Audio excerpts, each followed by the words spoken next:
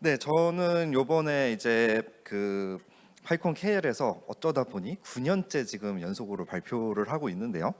어떻게 보면 이제 고인물 오브 고인물인 것 같은데, 어쨌든 그동안 제가 한두 번인가 빼고 주로 어싱카이오 관련된 발표를 많이 했었습니다. 그래서 올해도 어김없이 어싱카이오 관련된 발표 주제를 들고 찾아왔고요. 그래서 이제 저는 레벨업이라는 회사에서 이제 CTO로 일하고 있는 김준기라고 합니다. 그래서 이번에는 이제 저희가 프로덕션 환경에서 저희 제품들을 디버깅하는 과정에서 싱카이오 애플리케이션이기 때문에 이제 디버깅이 여러 가지 어렵고 불편한 점들이 있었는데, 그런 것들을 해결하기 위해서 도입한 AIO 모니터라는 라이브러리와 이 라이브러리를 이제 포크에서 뭔가 기능을 좀 추가를 하다가 요번에 이제 파이콘 US 미국에 가서 이제 그 메인테이너를 만나서 제가 이제 새로운 메인테이너가 되어서 이제 아예 새로운 피처를 이제 주도적으로 개발을 하고 있는데요. 이제 그런 것들에 대해서 간단하게 소개를 드리는 이제 그런 시간을 가져보려고 합니다. 그래서 먼저 이제 그 제 소개를 간단하게 드려보면은 파이콘 KR뿐만이 아니라 뭐 JP, APEC 올해 같은 경우는 이제 US에서도 발표를 했었고요. 굉장히 많이 했는데 주로 이제 레벨업이라는 회사를 제가 이제 뭐 창업 멤버로 참여를 해서 계속 개발을 하고 여러 가지 이제 기술적인 여러 가지 운영 경험을 쌓으면서 했던 그런 것들을 이제 이 파이썬 커뮤니티와 같이 공유하는 그런 목적으로 이제 많이 발표를 해오고 있습니다. 원래 제가 좀 관심 있었던 분야는 제가 이제 박사 과정 했을 때 주제도 이이종 가속기 기반의 고속 패킷 처리 프레임워크에서 이제 GPU로 가속해서 어떤 이제 네트워크 워크로드를 빨리 돌려주고 이런 개발 환경들을 많이 다뤘었고요. 그 과정에서 파이썬이라는 언어 자체는 사실은 제가 그 전에도 웹 프로젝트 같은 거를 이제 장고로 프로젝트를 하면서 파이썬 언어는 많이 사용을 했었는데, 이거를 이제 어싱카이오라는 모듈이 이제 2014년 15년 언저리쯤에 이제 파이썬 표준 라이브러리에 포함이 되기 시작을 하면서 그때부터 관심을 가지고 있다가 2016년 17년에 이제 회사를 창업을 하면서 이거를 한번 본격적으로 좀 써봐야 되겠다라는 생각을 해서 이제 써서 이제 어떤 이제 그 구렁텅이의 수렁에 빠진 이제 그런 케이스라고 보시면 되겠습니다. 네, 그래서 사실 이제 제가 이 어싱카이오에 본격적으로 좀 기여를 하고 참여를 하게 된 거는 2016년에 한국에서 열린 파이콘 에이펙에서 어싱카이오의 이제 코어 표준 라이브러리를 개발한 메인테이너로 앤드류 스베틀로프라는 분과 유리 셀리바노프라는 이제 우크라이나 분이 두 분 계세요. 그래서 그분들이 AIO, HTTP랑 어싱크IO랑 이런 핵심 라이브러리들을 많이 개발하신 분들인데, 그때 이제 한국에서 스프린트 세션을 통해서 AIO, HTTP에 이제 처음 플리캐스트를 날리고 이제 보내게 되면서 인연을 맺었고요. 그 이후에도 계속 원격으로 이제 의사소통을 하면서 컨텍스트 립의 A 클로징 API를 추가한다든지, 그다음에 지금은 표준 라이브러리에 포함되어 있는 어싱크 IO 타임아웃 기능에 이제 원래 외부 라이브러리 버전이었던 어싱크 타임아웃에 있었던 버그를 수정한다든지, 야누스라고 해서 이제 일반 스레드 기반 코드와 어싱크 IO 기반 코드가 서로 큐로 통신할 수 있게 해주는 이제 그런 라이브러리에 있었던 뭐 버그를 수정한다든지 이런 일들을 이제 계속 해왔습니다. 그래서 이제 어싱카이오 앱을 디버깅할 때 어떤 점들이 어려워서 제가 이 AIO 모니터라는 걸 들고 왔는가를 좀 살펴볼까 합니다. 그래서 그 아마 여기 계신 분들 중에도 이제 회사에서 제품을 만드시는 분들 같은 경우에는 되게 재현하기 어려운 버그들을 많이 보실 거예요. 저만 보는 건 아니죠. 네, 그래서 보통 이런 것들이 어떤 종류의 문제냐면, 내가 딱 에러가 발생했을 때 에러 로그를 딱 보고 스택에 뭐 어느 지점 몇 번째 무슨 파일에 몇 번째 줄에 문제가 있다, 이렇게 해서 버그를 잡을 수 있으면 사실 되게 해피한 케이스고요. 근데 이제 어려운 버그인 이유는 왜 그 버그가 발생하는지 알기가 어렵기 때문에 이제 어려운 거거든요. 그런 케이스들로 대표적인 것들이 메모리 누수, 아니면 뭐 CPU를 프로그램이 돌긴 도는데 뭔가 CPU를 과도하게 많이 먹고 돈다든지, 그다음에 어싱카이오 같은 경우에는 어떤 특정 작업이 계속 그 주기적으로 돌아야 되는데 어느 순간부터 갑자기 아무런 로그 없이 그 작업이 안 돌고 있다든지, 이런 류의 버그들, 그러니까 어떤 명시적인 로그 없이 이렇게 발생하는 버그들이 굉장히 잡기가 어렵고요. 특히 여기서 또 문제가 되는 게, 내가 짠 코드에서만 문제가 생기면 그나마 다행인데, 이제 요즘에 이제 어떻게 보면 현대적인 프로그램 개발은 굉장히 많은 오픈 소스 라이브러리들을 조합해서 이루어지다 보니까 그 과정에 내가 짜지 않은 외부의 코드에 문제가 생겼을 때 그거를 얼마나 내가 빨리 정확하게 파악을 할 수 있느냐, 그 라이브러리의 코드를 내가 다 알지 못하더라도 얼마나 빨리 파악할 수 있느냐, 이런 것들이 이제 굉장히 어려운 챌린지가 되고 있습니다. 특히 그 중에서 이제 어싱카이오 기반 코드에서는 이걸 어떻게 해야 되는가에 대한 고민이 많이 있었고요. 그래서 이러한 문제들을 이제 그나마 완화하기 위해서 어떠한 기존의 접근 방법들이 있었는지 살펴보면, 먼저 이제 크게 구조적 동시성이라는 개념을 도입해서 이제 코딩하는 단계에서 원천적으로 이런 문제를 좀 예방을 해보자라는 접근이 있고, 또 실행 중인 프로그램을 잘 인스펙션 들여다보기를 해서 지금 이 프로그램에 뭐 어떤 태스크들이 돌고 있고 걔네들이 지금 어떤 상태에 있고 이런 것들을 좀 상세하게 들여다봄으로써 뭔가 런타임의 디버깅을 잘 해보자라는 어프로치가 있고, 또 로그 같은 거를 잘 남겨서 사후에 분석을 잘 해보자, 이런 어프로치들이 있습니다. 근데 이제 구조적 동식성 기법 같은 경우에는 현재 파이썬 3.11의 최신 버전에 들어온 asyncio.task group이라는 이제 API를 통해서 이제 함수나 태스크 단위가 아니라 어떤 코드 블록 단위, async with로 묶어놓은 어떤 코드 블록 단위로 이제 에러 처리를 하거나 뭐 아니면 취소 처리 같은 것들을 그 블록 단위로만 묶어서 한다던가, 이런 식의 이제 앱스트랙션들이 등장을 하면서 조금 개선이 되긴 했는데, 아직까지 제가 보기에는 이제 서버 애플리케이션에서 사용되는 이제 장시간 돌아가는 코로틴들에 대한 에러 처리를 어떤 식으로 우아하게 할 것이냐, 그리고 그런 스콥들이 중간에 꺼지지 않고 잘 돌아가게 하려면 어떤 지원들이 필요한가, 이런 부분에 대해서는 아직까지 좀 빈 구멍들이 있다고 이제 생각을 하고 있습니다. 그래서 이번에 파이콘 US에서 직접 귀도와 유리 셀리바노프와 만나서 이제 이런 문제들에 대해서 좀 디스커션을 하는 시간도 가지긴 했었고요. 근데 이제 이런 거 말고 그 AI어 모니터는 실행 중에 들여다보는 거하고 사후 분석에 이제 도움을 주는 라이브러리라고 보실 수 있겠습니다. 그래서 어떤 태스크가 어떤 태스크에서 생성되고 또 그 태스크는 어떤 태스크에서 생성이 됐는지, 그리고 어떤 태스크가 갑자기 종료돼서 사라졌을 때 걔가 어느 시점에 종료가 됐고 마지막 종료된 시점에 어떤 상태에 있었는지, 이런 것들을 이제 살펴볼 수 있도록 도와주는 그런 라이브러리라고 보시면 되겠습니다.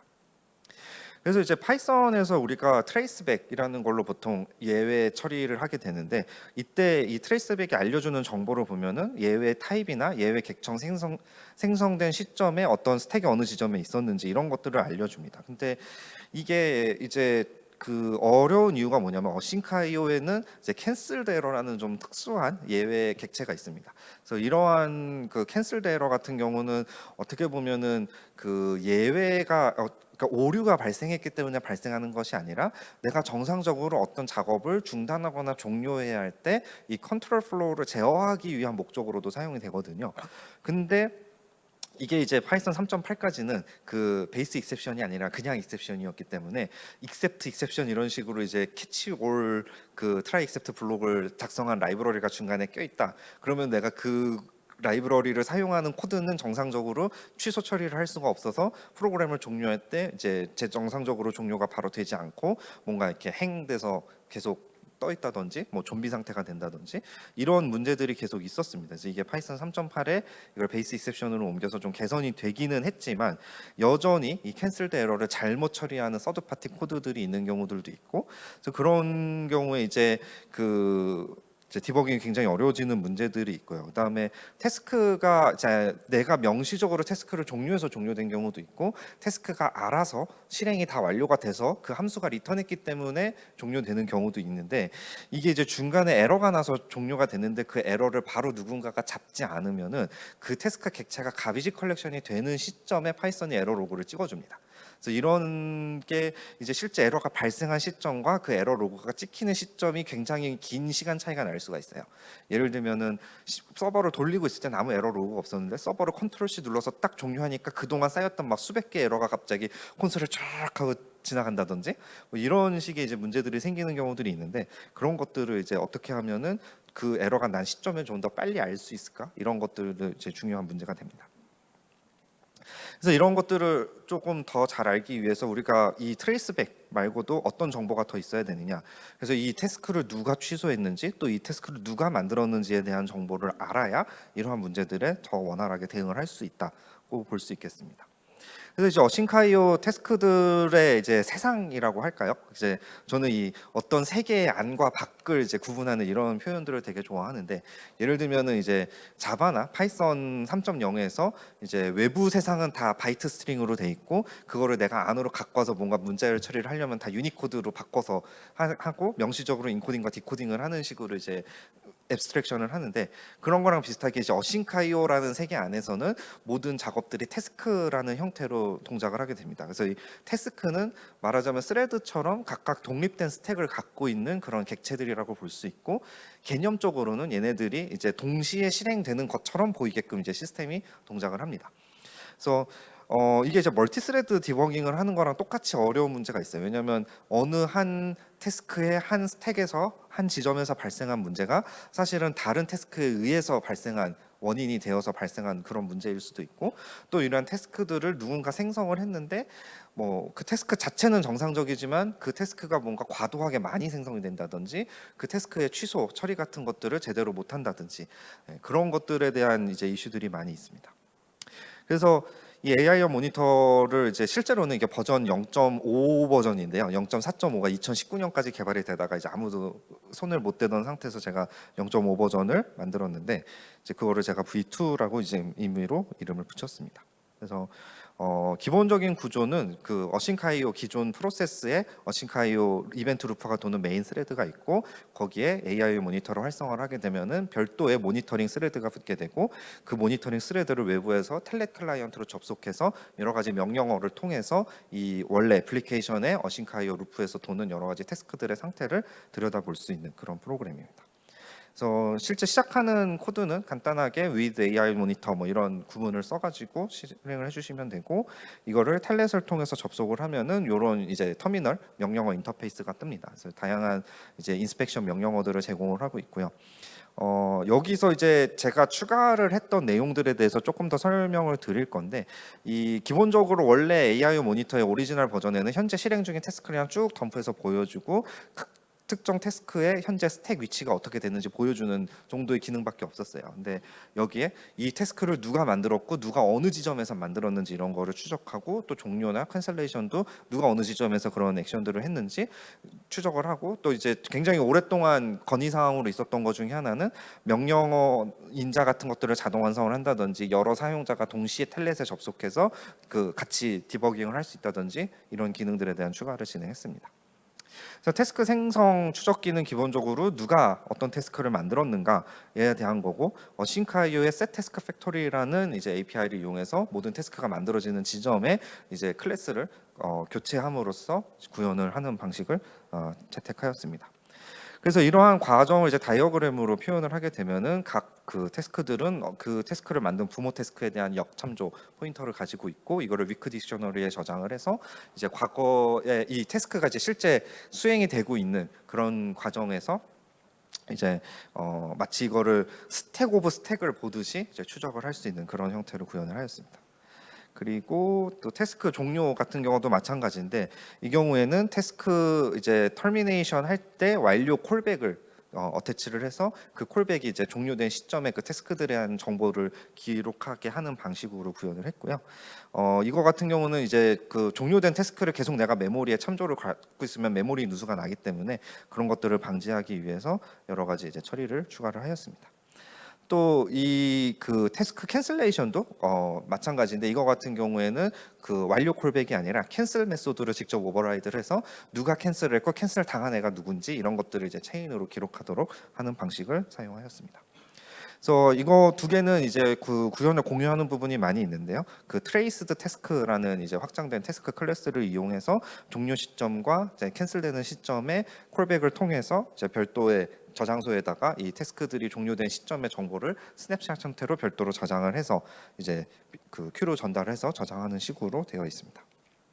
그리고 이제 프롬프트 툴깃이나 이제 클릭 같은 경우는 자동 완성이라든지 동시 접속이라든지 이런 것들을 했는데 이것도 사실 생각보다 구현은 되게 공수가 많이 들어갔어요. 그래서 예를 들면은 그 프롬프트 툴깃 같은 경우는 이제 싱글 스레드 어플리케이션을 가정을 했기 때문에 글로벌로 현재 어떤 그 커넥션 정보 같은 것들을 가지고 있는데 이런 것들을 제가 이제 수동으로 뭔가 맞춰준다든지 약간 이런 삽질들이 더 들어갔던 것들이 있었고요.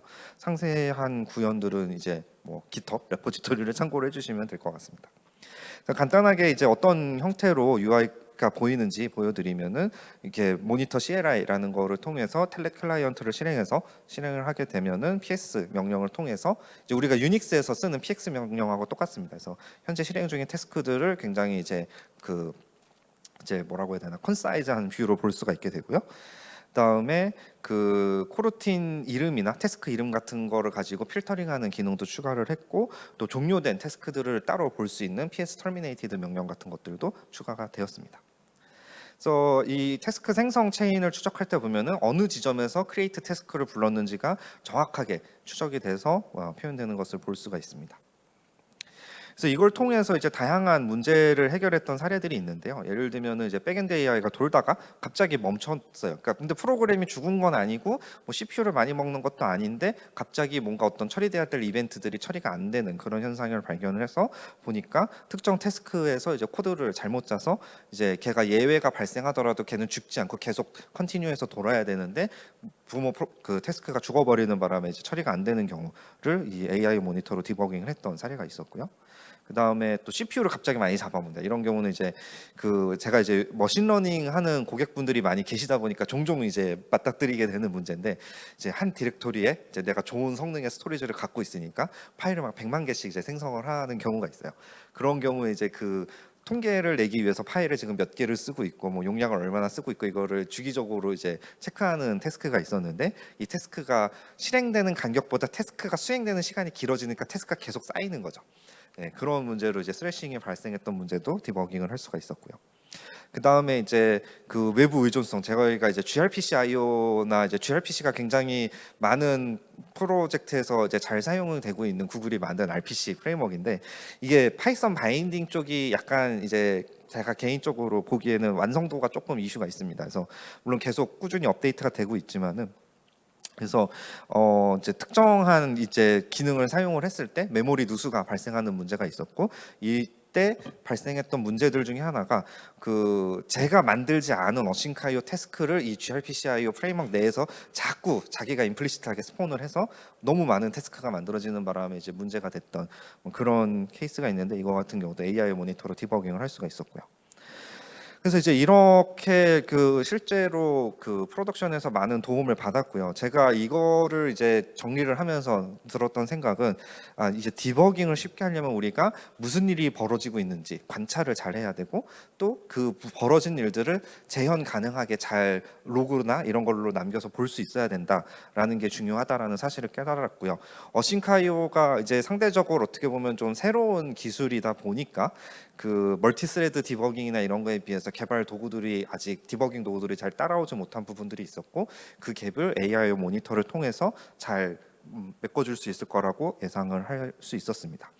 그래서 이 디버깅 도구 같은 것들도 이게 당장에 이제 내가 뭐 제품의 기능을 뭔가 새로 추가하고 이런데 큰 도움이 되지는 않지만 이런 식으로 현장에서 문제를 해결하는데 이제 그 많은 도움을 줄 수 있기 때문에 꾸준하게 또 관심과 투자가 필요한 분야가 아닌가 이렇게 생각을 했습니다.